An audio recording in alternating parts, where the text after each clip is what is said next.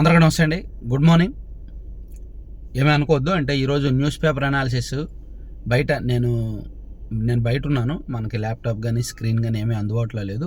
So అందుకని వేరే మొబైల్లో ఈ న్యూస్ పేపర్స్ ఓపెన్ చేసి నేను చెప్తున్నాను. నేను పొద్దున్నే బయటకు వచ్చాను. అంటే హైదరాబాద్ వెళ్తున్నా దారిలో ఉన్నాను.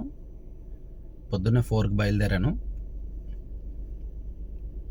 సో అంటే అప్పుడప్పుడు కొంతమంది అంటే మీరే వీలైతే చెప్పండి. ఒకవేళ నేను లేనప్పుడు స్టూడియోలో స్క్రీన్ మీద న్యూస్ అనాలిసిస్ చెప్పడానికి ఎవరినైనా ఆల్టర్నేటివ్ పెడితే బెటర్ అంటారా, లేదు నేను ఎక్కడున్నా ఎలా ఉన్నా ఇలా చెప్పడం బెటర్ అంటారా అనేది మీరే కామెంట్ చేయండి. నా వెల్విషర్స్గా అండ్ మన ఛానల్ రెగ్యులర్గా చూస్తున్న వాళ్ళగా మీరు ఏం చెప్తే మీరు ఇచ్చే ఫీడ్బ్యాక్ని బట్టి నేను అలా చేస్తాను. ఎవరినైనా ఆల్టర్నేటివ్ చూడండి అంటే ఆల్టర్నేటివ్ పెడతాను. ఎందుకంటే నేను ఎక్కువ తిరుగుతూ ఉంటాను. వారంలో కనీసం 2 రోజులు తిరుగుతూనే ఉంటాను. జర్నీస్ చేస్తూనే ఉంటా. అంటే నాకు ఈ ఛానల్ ఒక్కటే కాదు కదా, బయట చాలా పనులు ఉంటాయన్నమాట. అందుకని సో ఏమనుకోవద్దు, ఇన్కన్వీనియన్స్ ఉన్నా. కానీ న్యూస్ అనాలిసిస్ మాత్రం ఎక్కడున్నా ఆపను.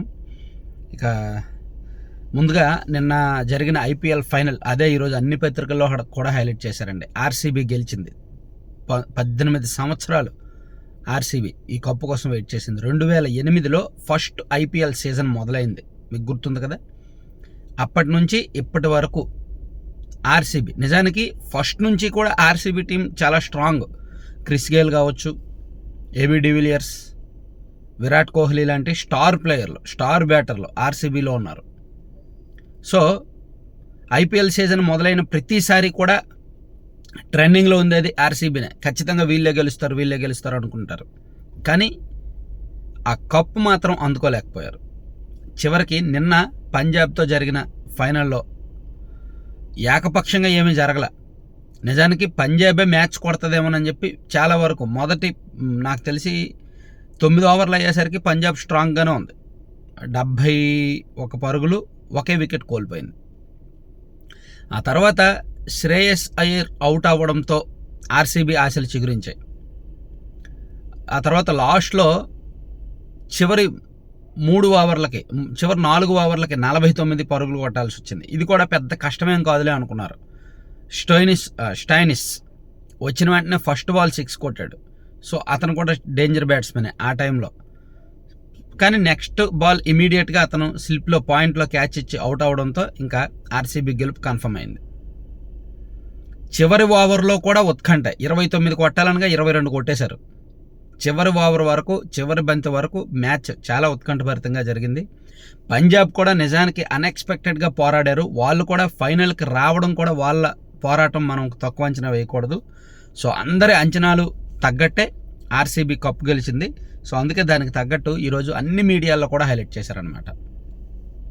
సో ఇక అది కాసేపు మనం పక్కన పెడితే ఈనాడులో ఒక వార్త, పోలవరం డబుల్ ఇంజిన్ వేగం అని ఇచ్చారండి. మారిన ముఖ చిత్రం 2027 చివరకు పూర్తయ్యే దశలో, ఏడాదిలో సాంకేతిక సమస్యలన్నీ కొలిక్కి అని ఒక వార్త రాశారు. అంటే సాంకేతిక సమస్యలు పోలవరానికి చాలా ఉన్నాయి, అవన్నీ కూడా ఒక 1 ఇయర్లో కొలిక్కి వచ్చేస్తాయి. కాబట్టి 2027 చివరి నాటికి పోలవరం పూర్తయిపోద్ది అని ఈనాడులో ఒక వార్త రాశారు. డయాఫ్రమ్ వాల్ పనులు, బట్రస్ డ్యామ్ పనులు ముందుకు, విదేశీ నిపుణుల బృందం రంగంలోకి, ఆకృతులు కొలిక్కి, తొలి దశకు నిధుల కొరత తీర్చిన కేంద్ర ప్రభుత్వం, పట్టాలెక్కిన ఎడమ కాలువ 10% పనులు పూర్తి. సో ఒకవైపు డయాఫ్రమ్ వాల్ నిర్మాణం, ఒకవైపు మెయిన్ ప్రాజెక్ట్ నిర్మాణం, మరోవైపు ఎడమ కాలువ నిర్మాణం, ఇవన్నీ కూడా చకచకా జరుగుతున్నాయి. సాంకేతిక సమస్యలు ఏమైనా ఉన్నా సరే 2025 చివరి నాటికల్లా పోతాయి.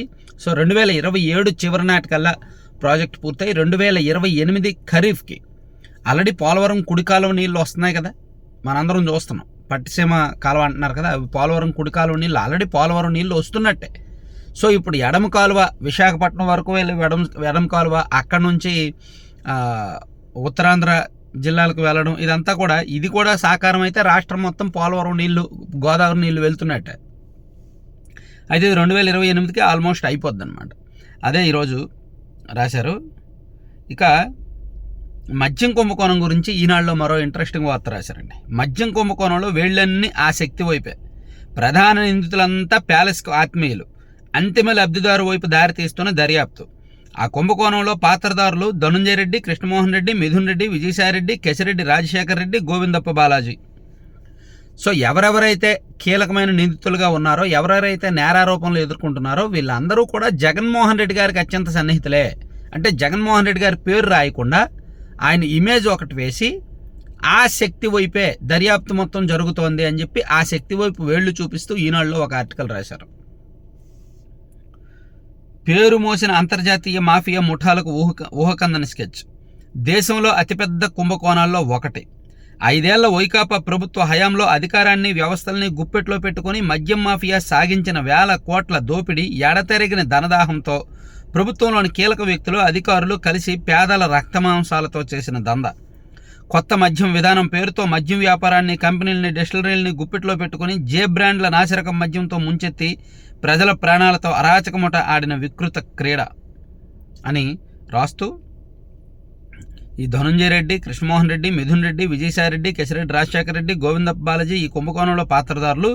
వీళ్ళందరూ కూడా అప్పటి సీఎం జగన్కు సన్నిహితులే. కాబట్టి ఆయనకు తెలియకుండా, ఆయనకు సంబంధం లేకుండా వీళ్ళందరూ ఇవేమీ చెయ్యరు కదా.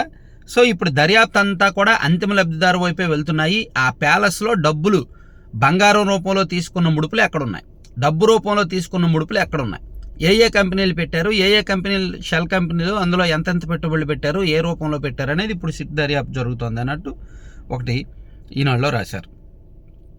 మరోవైపు ఈనాడులో జగన్మోహన్ రెడ్డి గారు తెనాలి వెళ్ళారు కదా, కేసులున్నాయని చంద్రబాబును కొట్టొచ్చా, అలా చేయడం ధర్మమేనా, వైకాపా నేతలు కార్యకర్తలపై తప్పుడు కేసులు, తెనాలిలో రౌడీ షీటర్లను పరామర్శించిన సందర్భంగా జగన్ ఆక్రోశం. జగన్మోహన్ రెడ్డి గారు చాలా నీతులు మాట్లాడతారు తెలుసా, మీడియా ముందుకు వస్తే చాలా నీతులు మాట్లాడతారు. ఎవరైనా ఫస్ట్ టైం జగన్మోహన్ రెడ్డి గారి స్పీచ్ ఉంటే అరే ఎంత మంచోడండి ఈయన్ని ఓడించారా అని ముక్కును వేలేసుకొని మరీ ఆశ్చర్యపోతారు. అంటే ఆయన ఫస్ట్ టైం, ఆయన స్పీచ్ ఫస్ట్ టైం వింటే విలువలు అంటారు, విశ్వసనీయత అంటారు, దేవుడు ఉన్నాడు, ప్రజలు ఉన్నారు, మనకు మంచి చేస్తారంటారు, అసలు ఇది ధర్మమేనా, న్యాయమేనా అని అడుగుతారు. మరి ఇదే ధర్మం రఘురామకృష్ణరాజు గారిని కస్టోడియల్ టార్చర్ చేసినప్పుడు అది ధర్మమేనా? ఆయన అరికాళ్ళు మీద వాచిపోయేలాగా, పుల్లు వచ్చేలాగా అంత దారుణంగా కొట్టడం అది ధర్మమేనా? ఒక దళిత డాక్టర్ని కోవిడ్ టైంలో మాస్కులు లేవు అని ప్రభుత్వాన్ని విమర్శించాడనే నెపంతో చేతుల రెక్కలు వెనక్కి విరిచి అతన్ని నడి రోడ్డు మీద బట్టలు లేకుండా అర్ధనగ్నంగా నిలబెట్టడం ధర్మమేనా, న్యాయమేనా? ఇలా బోల్డ్ ఉన్నాయి. నేను చెప్పే కొద్దీ చాలా ఇన్సిడెంట్లు అవుతాయి. సో అవన్నీ చెప్పడం నా ఉద్దేశం కాదు. ధర్మం గురించి మాట్లాడే ముందు మనం పాటించిన ధర్మం ఏమిటి అనేది ఒకసారి ఆలోచించుకొని మాట్లాడితే బాగుంటుంది. సో తెనాలిలో రౌడీ షీటర్లను పరామర్శించిన జగన్మోహన్ రెడ్డి గారి తెనాలి పర్యటన చాలా నాటకీయంగా, చాలా రాజకీయంగా జరిగింది. ఆయన అక్కడికి వద్దు అని ప్రజా సంఘాలు, దళిత సంఘాలు అడ్డుకున్నాయి. ఎందుకంటే మీరు పరామర్శకు వస్తున్నది అరాచక శక్తుల్ని, వాళ్ళు రౌడీ షీటర్లు, వాళ్ళు ఈ ఏరియాలో చాలా ఆకృత్యాలు చేశారు అని చెప్పి ఆ వీడియోలు కూడా నిన్న సోషల్ మీడియాలో వైరల్ అయ్యాయి. జగన్మోహన్ రెడ్డి గారి పరామర్శకు వెళ్ళిన కుర్రాళ్ళు గతంలో ఏమేం చేశారు, వాళ్ళ ఘనకార్యం ఏమిటి అనేది అవేమీ పట్టించుకోకుండా జగన్మోహన్ రెడ్డి గారు మాత్రం వెళ్ళారు, పరామర్శించారు, అక్కడ మాట్లాడారు.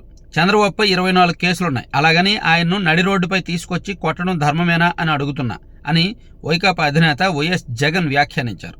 పోలీసులు పాత కేసులు ఉన్నాయని మీరు చేసిన ఈ పని న్యాయంగా లేదు, కేసులను తేల్చాల్సింది కోర్టులు, నడి రోడ్డుపై నిలబెట్టి కుటుంబ పరువును తీసే అధికారం మీకు లేదు అని హెచ్చరించారు. సో ఇది జగన్మోహన్ రెడ్డి గారు దీన్ని సాక్షిలో బాగా హైలైట్ చేశారు. అదుపు తప్పిన పోలీసు రెడ్ బుక్ వత్తాసు, నడి రోడ్డుపై కొట్టే అధికారం పోలీసులకు ఎవరిచ్చారు, వీళ్లే కేసులు పెట్టి వీళ్లే తీర్పులు ఇస్తే కోర్టులు ఎందుకు?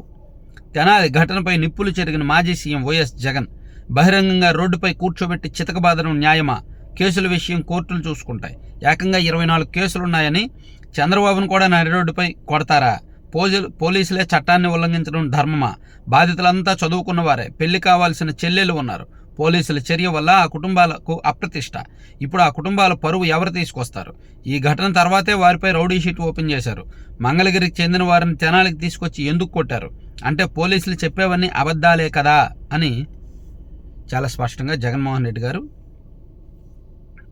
చెప్పిన మాటలన్నీ కూడా హైలైట్ చేశారు. సో ఇదే అంశాన్ని ఆంధ్రజ్యోతిలో కూడా రాశారు. అన్నీ అబద్ధాలే, ఆ రౌడీ షీటర్ల కథ జగన్కు ఎరుకే, ఆయన హయాంలోనే రాకేష్, విక్టర్పై కేసు నమోదు. ఒక్కొక్కరిపై 9-10 క్రిమినల్ కేసులు. అందులోనూ చాలా వరకు వైసీపీ హయాంలోనే. దళితులు, మైనారిటీలు వీరి బాధితులే. ఐతనగర్ కేంద్రంగా కొన్నేళ్లుగా రౌడీ రాజ్. అలాంటి వారికి అమాయకులని సర్టిఫికేట్. జరిగిన ఘటనను వక్రీకరించి నయా కహానే. అలాంటి వారి పరామర్శకు పనిగొట్టుకుని తెనాలికి పాపం ఆయనకి వెళ్ళాలి. ఏదో ఒక జిల్లా, ఏదో ఒక జనంలోకి వెళ్ళినట్టు ఉండాలి. ఏదో ఒక ఇన్సిడెంట్ దొరకాలి. ఆ తెనాలి ఇన్సిడెంట్ దొరికింది. అది మంచా, చెడా, ధర్మమా, అధర్మమా, న్యాయమా, అసంబద్ధమా ఏమీ ఆలోచించలేదు. వెళ్ళిపోయారు. ఒక స్క్రిప్ట్ ఒకటి పట్టుకొని మాట్లాడారు. ఏంటో వైసీపీ, ఏంటో జగన్మోహన్ రెడ్డి గారు. దీనికి టీడీపీ వాళ్ళు కౌంటర్ ఇచ్చారు. రౌడీ షీటర్లకు పరామర్శ. హవ్వా, ఇది అరాచకాలకు ప్రోత్సహించడం కాదా? నేరస్తులకు కులాలు అంటగట్టి రాజకీయాలు తగవు. జగన్పై మంత్రులు, ఎన్డీఏ కూటమి నేతల మండిపాటు అని ఒకటిచ్చారు. మొత్తానికి ఏంటో జగన్మోహన్ రెడ్డి గారి రాజకీయం ఏంటో, వైసీపీ విధానాలు ఏంటో నాకైతే అర్థం కావట్లేదు. ఈ తెనాలి విషయంలో వాళ్ళు వెళ్ళాల్సిన అవసరం లేదు నిజానికి, కానీ జగన్మోహన్ రెడ్డి గారు అంత అలా ఉందలే. తర్వాత మరో వార్త చూసుకుంటే, కమల్ క్షమాపణలు చెబితే సరిపోయేది, వారంలోగా సమస్య పరిష్కరించుకోవాలి. కర్ణాటక హైకోర్టు హితవు. ఆయన ఏమైనా చరిత్రకారుడా, భాషావేత్త? సూటిగా ప్రశ్నించిన న్యాయమూర్తి. కర్ణాటకలో 5న థగ్ లైఫ్ విడుదల చేయం కమల్ హాసన్. కన్నడ భాష తమిళం నుంచే పుట్టిందని వ్యాఖ్యలు చేసి కన్నడిగుల ఆగ్రహానికి గురైన నటుడు కమల్ హాసన్ వారంలోగా సమస్యను పరిష్కరించుకోవాలని కర్ణాటక ఉన్నత న్యాయస్థానం తేల్చి చెప్పింది. ఆయన నిర్మించిన థగ్ లైఫ్ సినిమా విడుదలను ఎవరూ అడ్డుకోకుండా ప్రభుత్వం భద్రత కల్పించేలా ఆదేశాలు ఇవ్వాలని కోరుతూ రాజ్ కమల్ ఫిల్మ్స్ ఇంటర్నేషనల్ సంస్థ పిటిషన్ విచారణ సందర్భంగా జస్టిస్ ఎం నాగప్రసన్న పలు వ్యాఖ్యలు చేశారు. ఏ ప్రాతిపదికన కమల్ హాసన్ ఆ వ్యాఖ్యలు చేశారు? క్షమాపణ చెబితే ఇంతవరకు వచ్చేది కాదు కదా. భావ ప్రకటన స్వేచ్ఛ పేరుతో మనోభావాలు దెబ్బతీయొచ్చా అని పవన్ కళ్యాణ్ గారికే ఒక రకంగా, కమల్ హాసన్ గారికే ఒక రకంగా కోర్టు నుంచి క్లాస్ పీకి క్షమాపణలు చెప్తే సరిపోయేదానికి ఇంతవరకు తీసుకొచ్చారు కదా అని చెప్పింది. చివరికి కమల్ హాసన్ గారు రెస్పాండ్, నేను క్షమాపణలు చెప్పను, దీన్ని న్యాయపరంగా ఎదుర్కొంటాను, కర్ణాటకలో నా సినిమా రిలీజ్ చేయను అని చెప్పాడు అనమాట ఆయన. ఇక మరొక ఇంపార్టెంట్ వార్త ఒకటి చెప్పాలండి. అసలు కూటమి ప్రభుత్వం కళ్ళు మూసుకుపోయి పరిపాలిస్తున్నారేమో కొన్ని విషయాల్లో అనిపిస్తుంది. నిన్న ఈనాడులో ఒక పెద్ద వార్త హైలైట్ చేశారు.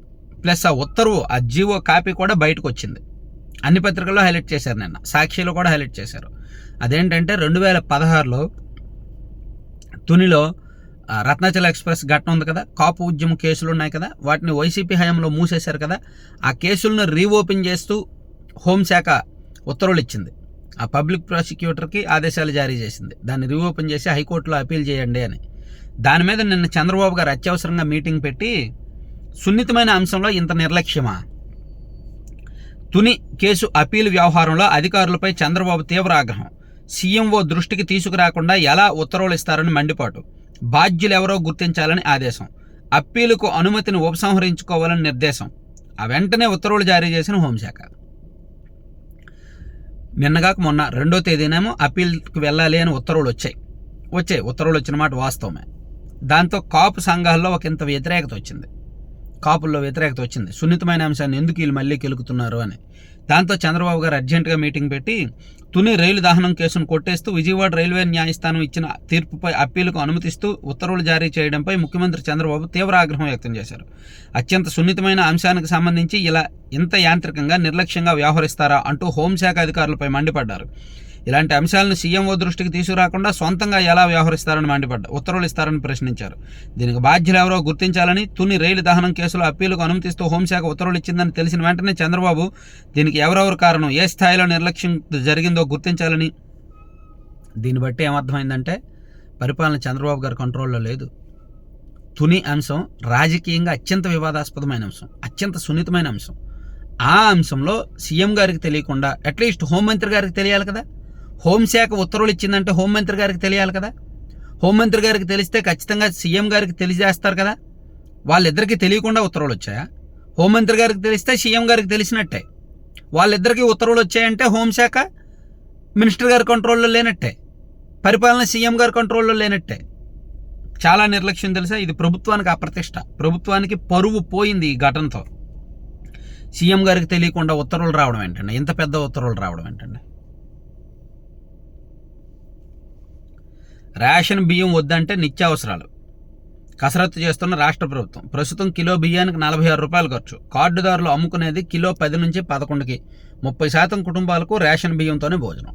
సో మొత్తం కార్డుదారుల్లో 30% రేషన్ బియ్యం తింటున్నారు, 70% మంది తినట్లేదు. కాబట్టి ఆ 70% మందికి రేషన్ బియ్యం స్థానంలో నిత్యావసరాలు ఇస్తాము అని ప్రభుత్వం ఒక ప్రపోజల్ పెడుతుంది. చూడాలి ఏం జరుగుద్ది అనేది. రాష్ట్రంలో 300 మెగావాట్ల సౌర విద్యుత్ ప్లాంట్, దీని ద్వారా 1130 కోట్ల పెట్టుబడులు అని ఒకటి రాశారు. సో ఇవన్నీ ఈనాడులో అంశాలండి ఇప్పటి వరకు మనం చెప్పుకున్నాయన్నీ. లాజిక్లు మిస్ అయిన జగన్ అని ఒకటి ఇచ్చారండి ఈనాడులో. పరామర్శలో కనిపించిన రౌడీ షీటర్లు విమర్శలకు జడిసి దూరం పెట్టారా? తెనాల్లో రౌడీ షీటర్ల సభ్యులను పరామర్శించడానికి వచ్చిన సందర్భంగా వైసీపీ అధినేత జగన్ వ్యవహరించిన తీరు చర్చనీయాంశమైంది. ఈ పర్యటనను జగన్ ఎంచుకున్న నేపథ్యం తాను బాధితులు అని భావించిన వారినే కలవకుండా దూరం పెట్టిన వైనం. ఎవరిని ఆయన పరామర్శించడానికి వెళ్ళారా? ఆ కుర్రోళ్ళు లేరంట, వాళ్ళ కుటుంబ సభ్యులను పరామర్శించి వచ్చారంట. అంతా నాటకీయం డ్రామా, రియాలిటీ షో అంటాను కదా, రియాలిటీ షో అని. అది నిన్న తెనాల్లో జరిగింది బాగా.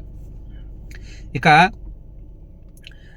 సాక్షిలో చూసుకుంటే మరో వార్త ఏంటంటే, ప్రజలకే వెన్నుపోటు నమ్మించి నట్టేట ముంచిన కూటమి ప్రభుత్వం, సూపర్ 6 సహా 143 హామీలను తుంగలో తొక్కిన సీఎం చంద్రబాబు అనే ఒక వార్త ఇచ్చారు.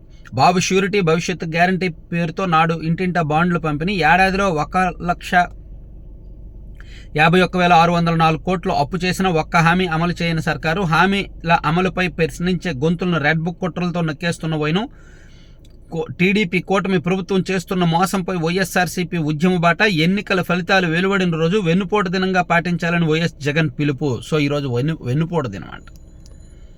ఎవరికి వెన్నుపోటు? నేనైతే స్వాతంత్ర దినం అంట. ప్రజలకు స్వేచ్ఛ స్వాతంత్రాలు వచ్చిన రోజు. ఎందుకు అనేది నేను ఒక వీడియో చేశాను, కాసేపట్లో రిలీజ్ చేస్తా. కాపులకు దన్నుగా వైఎస్ఆర్సీపీ. సో నిన్న అది రావడంతో వైసీపీలో ఉన్న కాపు నాయకులందరూ కూడా బయటకు వచ్చారు. దాడిశెట్టి రాజా గారు, తోట నరసింహం గారు, కురసాల కన్నబాబు గారు, అంబటి రాంబాబు గారు అందరూ బయటకు వచ్చారు. తుని ఘటన మళ్ళీ పునర్విచారణ జరిగితే మాత్రం మేమందరం కాపులకు అండగా ఉంటామని. తోక ముడిచిన బాబు, కాపులు కన్నెర్ర తోక ముడిచిన బాబు, ప్రభుత్వం దుర్నీతిపై మండిపడ్డ వైఎస్ఆర్సీపీ, విధిలేక జీవో ఉపసంహరించిన ప్రభుత్వ పెద్దల నిర్వాకానికి అధికారులను బలి చేసే యోచన, సీఎం చంద్రబాబు ఆదేశాలతోనే జీవో జారీ, పన్నాగం బెడిసికొట్టడంతో డైవర్షన్ రాజకీయం, హోంశాఖ కార్యదర్శిపై త్వరలో బదిలీ వేటు, ప్రజల్ని తప్పుదారి పట్టించేందుకు చంద్రబాబు ఎత్తుగడ అని రాశారు. చూస్తా, నేను ఒకసారి డీటెయిల్ కనుక్కొని ఒక వీడియో చేస్తా. రిజిస్ట్రేషన్ కష్టాలు ఇన్నిన్ని కాదయ్యా, ఒకే సర్వే నెంబర్లోని ఆస్తిని పలువురు రిజిస్టర్ చేసుకోవాలనుకుంటే చుక్కలే అని చెప్పి మరో వార్త రాశారు. ఇక బాలికపై టీడీపీ కార్యకర్త అఘాయిత్యం, తల్లిదండ్రులకు చెబితే చంపేస్తానంటూ బెదిరింపులు, బాలికకు కడుపు నొప్పి రావడంతో వైద్య పరీక్షల్లో బయటపడిన దారుణం, కామాంధుడిపై దాడి చేసిన బాలిక బంధువులు, నిందితుడు టీడీపీ వ్యక్తి కావడంతో పోలీసులు రాచమర్యాదలు చేస్తున్నారని మండిపాటు, పశ్చిమ గోదావరి జిల్లా ఆకివీడులో ఘటన. ఒకటండి, పార్టీలకి కులాలకి నేరాలకి సంబంధం ఉండదు. నేరస్తుడనేవాడు వాడి బుద్ధి అలా ఉంటే ఎలాగైనా చేస్తాడు. అరే నా కులం ఇది, నేను నేరం చేయాలా, నా మతం ఇది నేను నేరం చేయాలా, నా పార్టీ ఇది నేను నేరం చేయాలని ఎవడో ఆలోచించడు. వ్యక్తిత్వం వేరు, కులం వేరు, వ్యక్తిత్వం వేరు, మతం వేరు, వ్యక్తిత్వం వేరు, రాజకీయం వేరు. అన్ని మతాల్లో ఉన్నవారికి ఒకే తరహా వ్యక్తిత్వాలు ఉండొచ్చు, అన్ని కులాల్లో ఉన్నవారికి ఒకే తరహా వ్యక్తిత్వాలు ఉండొచ్చు, వాళ్ళ ఆలోచన ఉండొచ్చు, నేర ప్రవృత్తి ఉండొచ్చు. కాబట్టి పార్టీలు కులాలు దీన్ని అంటించకూడదు. ఈవెన్ వైసీపీ వాళ్ళు తప్పు చేసినప్పుడు కూడా నేను అదే చెప్తా, పార్టీలకు సంబంధమే ఉంది. సో ఆకివీడులో ఒక బాలిక మీద అత్యాచారం జరిగింది. అలా చేసింది టీడీపీ కార్యకర్త అంట. ఎందుకంటే టీడీపీ అతని ఇంటి మీద టీడీపీ జెండా ఉంది. మేము అతను టీడీపీ కార్యకర్త కావచ్చు కాక, అతన్ని కాపాడే ప్రయత్నం చేయకూడదు టీడీపీ వాళ్ళు. అతన్ని కాపాడే ప్రయత్నం చేయకూడదు, పోలీసులు కూడా అతనికి అండగా ఉండకూడదు. ఈ అధికార పార్టీ కదా, టీడీపీ కదా అని. ఇటువంటి తప్పు చేశాడు అంటే ట్రీట్మెంట్ ఇవ్వాల్సిందే. తెనాల్లో ఇచ్చిన ట్రీట్మెంట్ అవసరమైతే ఇక్కడ ఇతనికి కూడా ఇవ్వాలి. తెనాల్లో ట్రీట్మెంట్ ఇచ్చారు కదా ముగ్గురికి, అలా అత్యాచార నిందితులకు కూడా అటువంటి ట్రీట్మెంట్లు ఇవ్వాలి, అంతకన్నా గట్టిగా ఇవ్వాలి. ఇక ఏపీ కేంద్రంగా మాదక దందా, తిరుపతి నుంచి కొకైను ఎఫిడ్రిన్ డ్రగ్స్ హైదరాబాద్కు తరలింపు, 1 కోటి విలువైన డ్రగ్స్ను పట్టుకుని తెలంగాణ పోలీసులు. ఇందులో సాక్షిలో రాశారు. దీనిలో వాస్తవం ఏంటంటే, తిరుపతి ఎంపీ గారి దగ్గర పనిచేసిన గన్మెనే దీన్ని తీసుకెళ్ళాడంట. ఈ డ్రగ్స్ ఎక్స్పోర్ట్ చేసే ప్రయత్నం చేశారంట. అంటే ఇప్పుడు గన్మెన్ కాదు, సారీ, గతంలో పనిచేసిన గన్మెన్.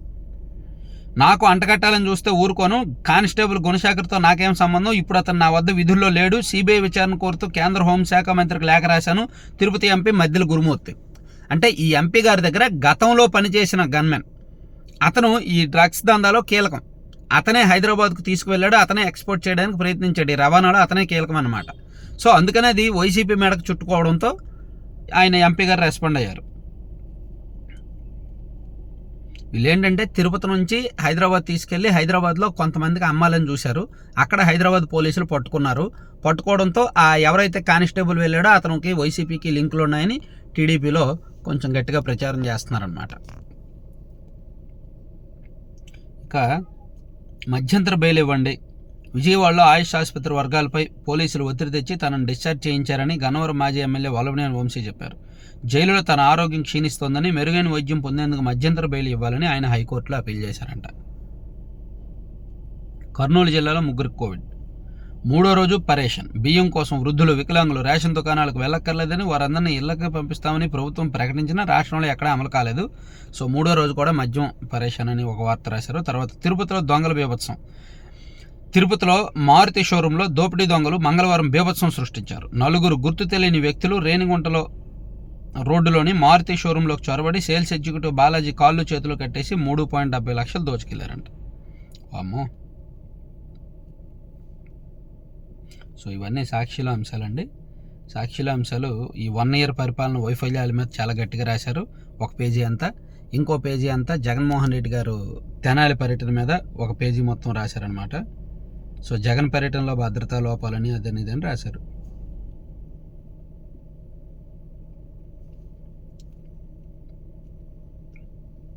ఇక ఆంధ్రజ్యోతిలో చూద్దాం. ఆంధ్రజ్యోతి చూశాక ఈనాడులో లోపల పేజీ కూడా చెప్తాను. నిజానికి స్క్రీన్ ఉంటే బాగుండేది కదా, కానీ నేను బయట ఉన్నాను కదా, తప్పలేదు, ఏమనుకోవద్దు. అంటే అప్పుడప్పుడు తప్పట్లా. ఎవరిది వెన్నుపోటు అని ఆంధ్రజ్యోతిలో ఒకటి రాశారండి. సరిగ్గా ఏడాది కిందట, అంటే ప్రజా తీర్పును అపహాస్యం చేస్తున్నారు జగన్మోహన్ రెడ్డి గారు, ఇది ప్రజా తీర్పు అని. సో ఎవరిది వెన్నుపోటు? సరిగ్గా ఏడాది కిందట 2024 జూన్ 4వ తేదీ. ఆ రోజు 5 ఏళ్ల జగన్ పాలన అంతమైన రోజు, 5 ఏళ్ల నిర్బంధానికి తెరబడిన రోజు, స్వేచ్ఛకు పడిన సర్కారీ సంఖ్యలు తెగిన రోజు, నోరు తెరిచి మాట్లాడలేని భయం మాయమైన రోజు, ఎన్నికల్లో ప్రజలు ఇచ్చిన తీర్పు వెలువడిన రోజు. కానీ ఈ రోజును వైసీపీ వెన్నుపోటు దినం అని పిలుస్తోంది. ప్రజలు ఇచ్చిన తీర్పును వెన్నుపోటుగా అభివర్ణిస్తోంది. ప్రజలను వెన్నుపోటుదారులుగా చిత్రీకరిస్తోంది. అసలు వెన్నుపోటు ఎవరిది? 2019 ఎన్నికల నుంచి ముందు అమరావతికి జైకొట్టి అధికారంలోకి రాగానే 3 ముక్కలాట మొదలుపెట్టిన వాళ్ళది కదా. 5 నక్షత్రాల హోటళ్లలో మినహా ఎక్కడా మద్యం కనిపించకుండా చేస్తామని చెప్పి అదే మద్యంతో ముడుపులు మూటలు కట్టుకున్న వాళ్ళది కదా. కేసులు, అరెస్టులు, నిర్బంధాలతో 5 ఏళ్ల పాటు రాష్ట్రం మొత్తాన్ని భయం అంచున నిలబెట్టిన నాటి పాలకులది కదా వెన్నుపోటు. సో వెన్నుపోటు ఎవరిది? వెన్నుపోటు దినం ఎవరు పాటించాలి అని ఆంధ్రజ్యోతిలో చాలా గట్టిగా స్ట్రాంగ్గా ఒక కౌంటర్ వార్త రాశారు. అది తర్వాత మన రేవులు మన సంపద. వచ్చే ఏడాది కల్లా 4 సిద్ధం చేయండి. తొలి దశలో కుప్పం, దగదర్తి, అమరావతి, శ్రీకాకుళం విమానాశ్రయాల నిర్మాణం, ఏజెన్సీ ప్రాంతాల్లో హెలీపోర్టులు, రద్దీకి అనుగుణంగా రహదారుల నిర్మాణం, జాతీయ హైవేలతో రాష్ట్ర రోడ్లన్నీ అనుసంధానం చంద్రబాబు. తర్వాత చాట్ జీపీటీ వినియోగంలో భారత్ టాప్, అమెరికాను దాటి అగ్రస్థానంలోకి. అంతర్జాతీయ వినియోగదారుల్లో 13.5% మంది భారత్లోనే. సో చాట్ జీపీటీ వినియోగంలో అంటే అమెరికా కంటే మనమే ఎక్కువ మంది ఉన్నామంట. అంతేగా, అమెరికా జనాభా 35 కోట్లేమో, మన జనాభా 143 కోట్లు. మనమే ఎక్కువ మంది వాడతాం కదా. అయితే చాట్ జీపీటీ కంటే చాట్ జీపీటీలో కొన్ని తప్పులు వస్తున్నాయండి. వీలైతే మీరు చెక్ చేయండి. మరీ చాట్ జీపీటీ వచ్చిందంతా నమ్మొద్దు. చాట్ జీపీటీ కంటే గూగుల్ జెమిని ఒకంత బెటర్ అనిపిస్తుంది. నేను 2 వాడుతున్నాను కదా, చూస్తున్నాను కదా.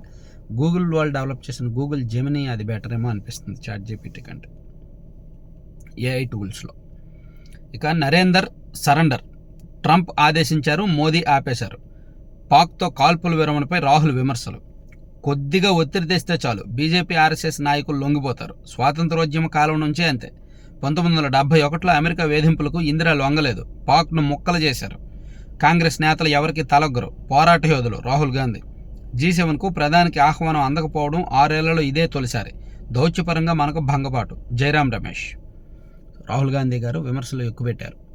ఆపరేషన్ సింధూర్ మధ్యలో ఆపేయడం పైన, పాకిస్తాన్తో యుద్ధం మధ్యలో ఆపేయడం పైన ట్రంప్ ఆదేశించారు, మోదీ ఆపేశారు. ట్రంప్ అంటే భయపడుతున్నాడు నరేంద్ర మోదీ.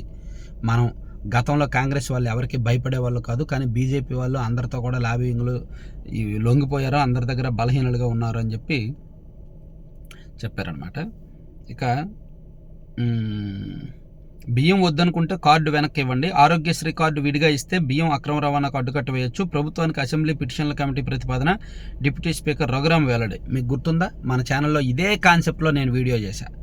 రేషన్ మాఫియా పెరుగుతున్నప్పుడు డిసెంబర్ 4వ తేదీనో డిసెంబర్ 5వ తేదీనో 2024 డిసెంబర్లోనో 4-5 తేదీల్లో నేను వీడియో చేశాను. రాష్ట్రంలో రేషన్ కార్డుకి ఆరోగ్యశ్రీ కార్డు ముడిపెట్టడం వలన బియ్యం తీసుకొని వాళ్ళు నిత్యావసరాలు అవసరం లేని వాళ్ళు కూడా వైట్ రేషన్ కార్డు తీసుకుంటున్నారు, ఎందుకంటే ఆరోగ్యశ్రీ కోసం. అదే ఆరోగ్యశ్రీకి సెపరేట్ కార్డు ఉందనుకోండి, ఈ రేషన్ కార్డు ఎవరు తీసుకోడు. ఇప్పుడు ఉన్న కార్డులో 60% ఎవరికి వాళ్ళు స్వచ్ఛందంగా వదులుకుంటారు తెలుసా.